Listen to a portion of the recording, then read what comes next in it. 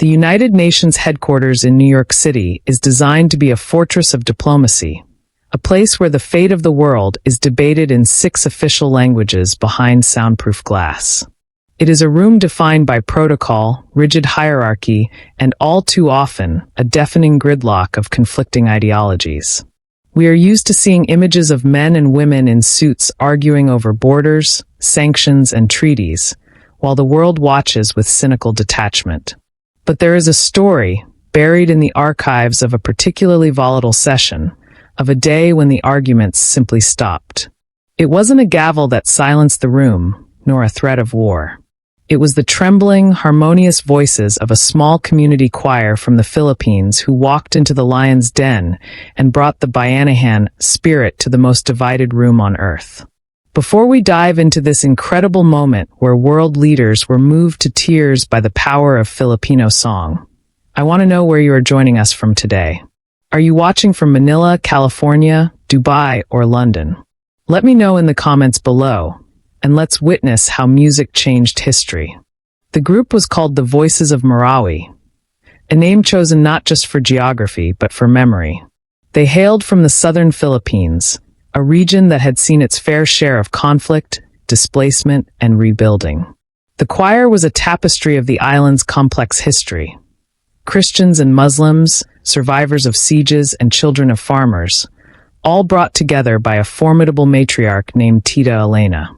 Tita Elena was a retired school principal with a back of steel and a heart of gold, who believed that if politicians couldn't speak the same language, perhaps they could sing the same note. They had been invited to New York not for the General Assembly, but for a small, insignificant cultural side event in the basement levels of the UN complex. They were an afterthought, a box to be checked on a diversity form. No one expected them to be anywhere near the main hall, let alone the center of a geopolitical storm. The journey to the United States was a logistical nightmare that tested their resolve before they even left the archipelago. Visas were denied and then appealed. Funding was scraped together through community concerts and the selling of kakanin, rice cakes. And instruments were carefully packed in boxes usually reserved for Bayan goods. When they finally arrived in the concrete jungle of Manhattan, the contrast was jarring. These were people used to the lush green hills of Mindanao and the humidity of the tropics, now thrust into the gray, biting chill of a New York autumn. They stayed in a cramped hostel in Queens, practicing their harmonies in the hallway until the neighbors complained. But Tita Elena kept them focused. She told them they weren't tourists. They were ambassadors of the Filipino soul. They were carrying the invisible luggage of their people's resilience, and they had to deliver it with dignity, even if their audience was just a handful of bored staffers in a basement room. On the morning of their scheduled performance, the atmosphere at the United Nations was toxic. A resolution regarding an escalating territorial dispute in the Pacific was on the table, and tensions between major superpowers were at a boiling point. The air inside the General Assembly Hall was thick with hostility. Ambassadors were shouting over one another. Headsets were being thrown down in frustration, and there were rumors of a mass walkout by several key nations. Security was tighter than usual, and the entire complex felt like a pressure cooker waiting to explode. Down in the basement, the Voices of Marawi were dressed in their vibrant, hand-woven malongs and barong Tagalogs, a splash of defiant color against the beige walls of the institution. They were nervous, clutching their bamboo instruments, unaware that upstairs, the mechanism of world peace was grinding to a halt. The cultural side event they were supposed to perform at was abruptly cancelled. A stressed UN coordinator, sweating through his suit, ran down to the holding area and told Tita Elena that the building was going into a soft lockdown due to the chaos in the General Assembly. "Go back to your hotel," he snapped, dismissing them with a wave of his hand. "There is no time for singing today. The world is falling apart upstairs." The choir members looked defeated. They had traveled thousands of miles, spent their life savings, and rehearsed for months, only to be turned away because the men in suits were too busy fighting. But Tita Elena did not move. She stood her ground, her small frame blocking the coordinator's path. "Sir," she said, her voice calm but terrifyingly firm. "We did not come here to sing for a party. We came to sing for peace. If they are fighting upstairs, then that is exactly where we need to be." What happened next is a matter of debate, but legend says Tita Elena used a combination of Filipino charm and grandmotherly authority to bypass the security checkpoints. Maybe the guards were tired of the shouting matches. Maybe they just wanted a break. Somehow, the choir found themselves in the service elevator, rising not to the lobby, but to the floor of the General Assembly. As the doors opened, the noise hit them like a physical blow. It was a cacophony of angry voices, banging gavels, and the static of translation earpieces. The session was on the brink of collapse. The president of the assembly was shouting for order, but no one was listening. It was into this lion's den that the 30 members of the Voices of Marawi walked, looking like colorful birds entering a storm. They didn't ask for permission. They didn't approach the podium. They simply walked into the center aisle, the demilitarized zone, between the warring factions of the room. The security guards started to rush towards them, hands on their holsters, but Tita Elena raised her hand, not in surrender, but in a conductor's command. The choir formed a tight circle, back to back, facing outwards towards the angry delegates. They closed their eyes, shutting out the furious faces of the world's most powerful people. They took a collective breath, inhaling the stale, recycled air of the chamber, and prepared to exhale the spirit of their homeland. The guards hesitated, confused by the lack of threat and the abundance of dignity. In that split second of hesitation, the music began. It started with a single beat of the Kalintang gongs, a rhythmic, metallic pulse that cut through the shouting like a knife. It was a sound ancient and primal, older than the borders these men were arguing over. Then came the hum, a low, resonant vibration from the bass section that seemed to shake the floorboards. The delegates, caught off guard by the strange sound, faltered in their arguments. Heads turned. The shouting subsided into confused murmurs. Who are they? How did they get in? But before anyone could call for their removal, the voices soared. They didn't sing a Western pop song or a generic hymn. They sang an arrangement of Bayan, my country, but blended with an ancient Maranao chant of reconciliation. It was a melody of longing, of a bird caged wanting to be free, of a people yearning for unity. The acoustics of the General Assembly Hall, designed for speeches, amplified the choir in a way that felt supernatural. The sound didn't just fill the room, it occupied it. It demanded space.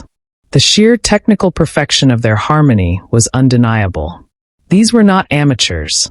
They were survivors who had learned to harmonize with the chaos of their own lives. As the soprano line rose, piercing and crystal clear, a strange hush fell over the assembly. The ambassador of a superpower nation, who had been red-faced and screaming seconds ago, slowly sat down, his mouth slightly open. The delegate from a rival nation, who was packing his briefcase to storm out, froze with his hand on the latch. The music was disarming them, weapon by weapon, word by word. Tita Elena conducted with tears streaming down her face, her arms sweeping through the air, pulling the emotion out of her singers. The choir members opened their eyes. They saw the faces of the world leaders, not as intimidating figures of authority, but as tired, angry children who had forgotten how to share. They sang louder. They transitioned into a song about Bayanihan, the Filipino tradition of moving a house together. The lyrics, though in Tagalog and local dialects, carried an emotional weight that transcended language. The melody mimicked the heave and hoe of lifting a heavy burden. It communicated a simple physical truth. Things are lighter when we carry them together. The translation screens, usually reserved for political rhetoric, remained blank, but the message was being written on the faces of the audience. The turning point came during the bridge of the song. A young soloist, a boy named Malik who had lost his home in the siege, stepped forward. His voice was high and pure, trembling slightly but gaining strength with every note. He walked towards the podium where the president of the assembly sat stunned. Malik didn't bow. He simply sang directly to the man, a song of a child asking for a future. The camera operators, realizing this was the only thing happening in the room, zoomed in. Malik's face, etched with the innocence and trauma of his past, was beamed onto the massive screens behind the podium, dwarfing the flags of the nations. It was a visual reminder of who exactly pays the price when diplomacy fails. In the VIP box, the Iron Lady of the Diplomatic Corps, an ambassador known for her ruthless negotiation tactics and lack of emotion, was seen removing her glasses. She wiped her eyes with a handkerchief. It was a crack in the dam. Seeing her emotion gave permission to the others. The tension in the room, which had been hard and brittle, began to soften. Shoulders dropped. Fists unclenched. The aggressive body language of the delegates shifted into postures of listening. They were remembering their own humanity, buried under layers of protocol and national interest. The voices of Marawi were reminding them that before they were French, Chinese, American, or Russian, they were human. As the song reached its crescendo, the choir did something unexpected. They broke their circle. Still singing, they dispersed into the aisles, walking among the desks of the delegates. This was a security nightmare, but no one moved to stop them. A choir member placed a hand on the shoulder of a delegate from a country that was currently sanctioning her homeland. She smiled. He looked up, startled, and then slowly smiled back. Another singer offered a small woven bracelet to a general who had spent his life studying war. The Bayanihan spirit was no longer just a song. It was a physical transfer of energy. They were weaving the room together, threading their melody through the gaps between the nations. The song finished not with a bang, but with a whisper. The final note was a collective hum that faded into a silence, so profound you could hear the ventilation system of the building. For 10 seconds, nobody moved. The silence was heavy, but it wasn't the oppressive silence of the morning. It was a cleansing silence. It was the silence of a room that had been healed. Tita Elena lowered her arms and bowed deeply to the assembly. Her choir followed suit. They stood there, small and humble in their colorful clothes, waiting for the security guards to inevitably drag them away for trespassing. Instead, one person stood up. It was the Secretary General of the United Nations. He began to clap. It was a slow, rhythmic clap. Then the President of the Assembly stood up. Then the furious ambassador who had been screaming earlier stood up. Within moments, the entire General Assembly was on its feet. It wasn't polite applause. It was a thunderous ovation. Men and women in expensive suits were cheering, some openly weeping. The standing ovation lasted for 5 minutes. It was a release of all the tension, a collective gratitude for the interruption. The voices of Marawi looked at each other, bewildered and relieved. They had expected handcuffs. They received acclaim. The aftermath was immediate and chaotic in the best way. The session was technically suspended, but no one left. Delegates who hadn't spoken to each other in months crossed the aisle to shake hands, using the shared experience of the music as an icebreaker. "Did you hear that solo?" became a diplomatic opening. The choir became the most popular delegation in the room. Ambassadors were lining up to take selfies with Tita, Elena, and Malik. The choir, with their bamboo instruments and malongs, were suddenly the most important VIPs in the building. They had achieved in 10 minutes what the Security Council hadn't achieved in 10 years: unity.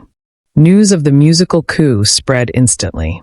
The live stream of the UN session, usually watched by a handful of political junkies, went viral. The image of Malik singing to the president and the Iron Lady ambassador wiping her tears became the front-page photo of every major newspaper the next day. The headline in the Philippines read, "The day Pinoy voices stopped the world." Social media was flooded with messages of pride. The hashtag Bayanihan trended globally. People were sharing the story not just as a musical triumph, but as a proof of concept, that peace is possible if you change the frequency of the conversation.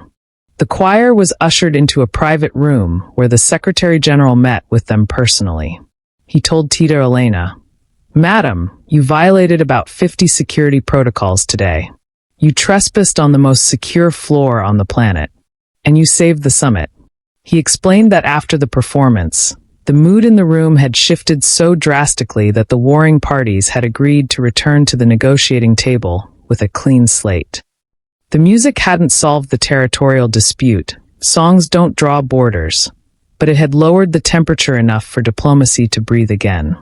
That evening, the choir was invited to perform formally at a reception that was hastily organized in their honor. The menu was changed to include Filipino food. Lumpia and adobo were served alongside champagne.